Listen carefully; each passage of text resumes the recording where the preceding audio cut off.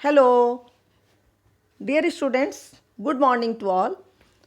Today I am going to start a new chapter of class 9 science, that is why ill. As we are going through corona pandemic, you all are familiar with health, disease and illness. These are very common words nowadays. जैसा कि आप सभी लोग अपने अपने घरों के अंदर इस समय लॉकडाउन के चलते बंद हैं, सब लोग जान रहे हैं कि बीमारी क्या है और हेल्दी रहना क्यों ज़रूरी है। तो हम लेकर आए हैं आपके लिए आज ये एक नया chapter, why do we fall ill and how can we protect us from these diseases. Now, in this chapter, in this whole chapter, we will discuss following points: that concept of health and the factors affecting health, how disease are caused and spread, classification of diseases on the basis of different criteria, the various modes of transmission, symptoms and signs of a disease, principles of treatment of disease, and the principles of prevention of disease. These are the main points which we will discuss in this whole chapter. Why do we fall ill? Sign symptoms क्या हैं, बीमारी कैसे फैलता है, बीमारी से बचाव कैसे हम कर सकते हैं, इन सब बातों को हम इस चैप्टर में डिटेल से डिस्कस करेंगे। तो हम इसके एक एक पॉइंट को आगे बढ़ते हैं।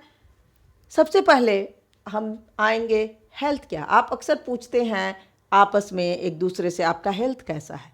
हेल्थ कहने का मतलब हम ज़्यादातर ये सोचते हैं कि हेल्दी होना मतलब शरीर में किसी बीमारी का ना होना, लेकिन according to WHO, health means physical, social and mental well-being, not only free from the disease. केवल बीमारी से फ्री होना ही हेल्दी होना नहीं है, सोशली, मेंटली, फिजिकली ठीक होना जरूरी है। प्यारे बच्चों, ये बहुत ही पुरानी कहावत है कि हेल्थ इज वेल्थ, स्वास्थ्य ही धन है। लेकिन आज हम सभी लोगों को ये सचमुच में एहसास हो रहा है कि स्वास्थ्य सबसे बड़ा धन है। हम अपनी नौकरी चाकरी, अपने सारे काम धंधे छोड़कर, जैसे आप अपनी पढ़ाई छोड़कर घरों में पैक हैं, क्यों? ताकि हम स्वस्थ रह सकें, हम कोरोना वायरस से अपने आप को बचा सकें।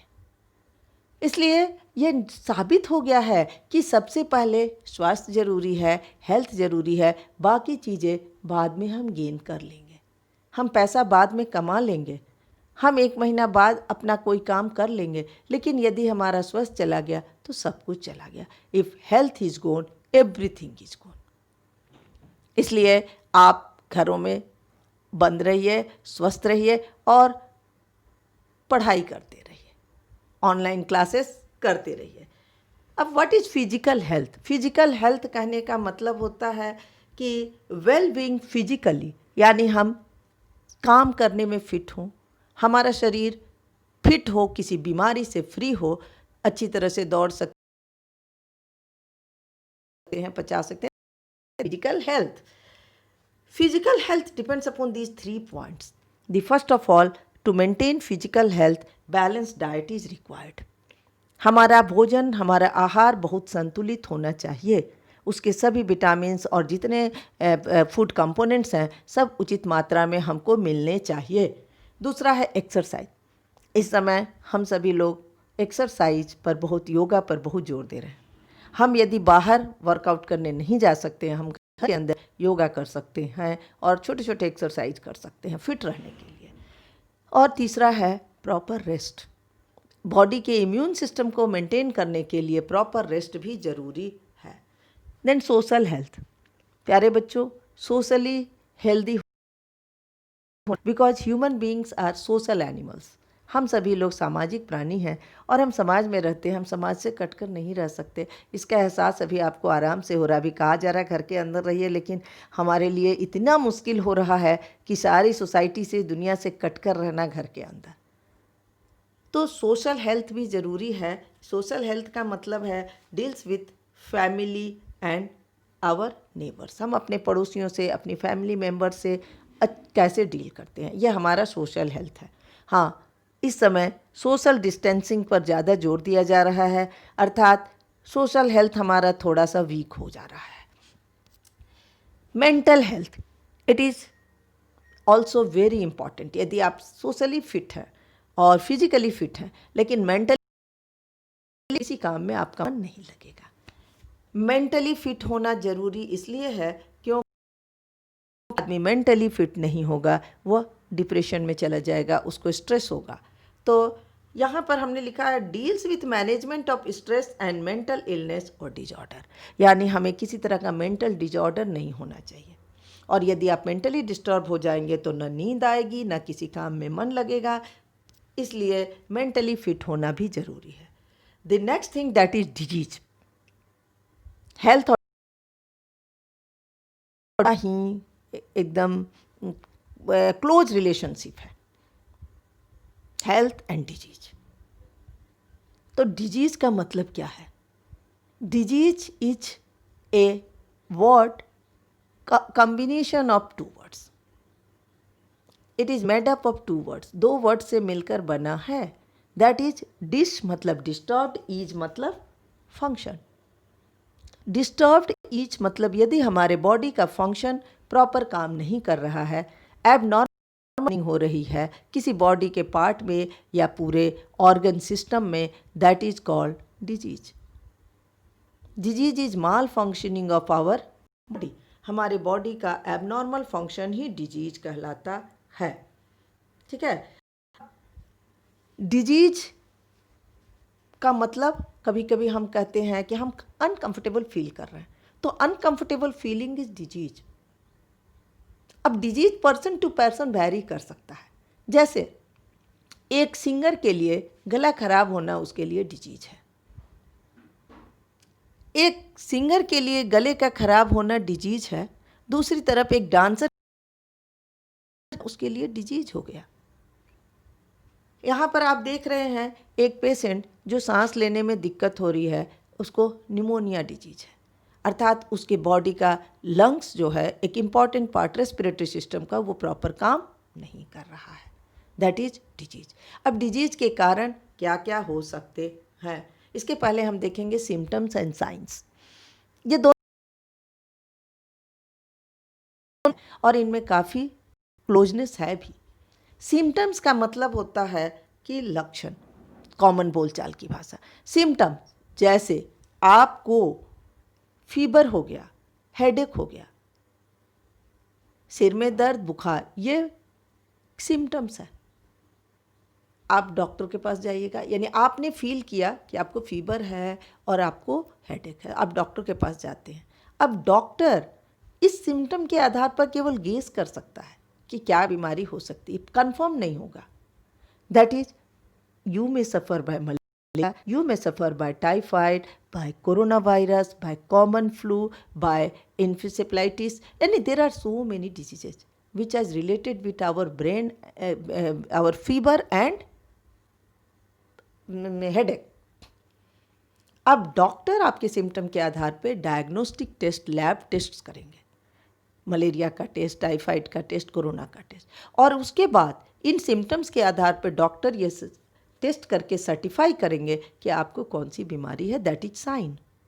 साइन मतलब it is a specific condition of a disease, and ये डॉक्टर के द्वारा बताया जाएगा और सिम्टम आपके द्वारा फील किया जाता है।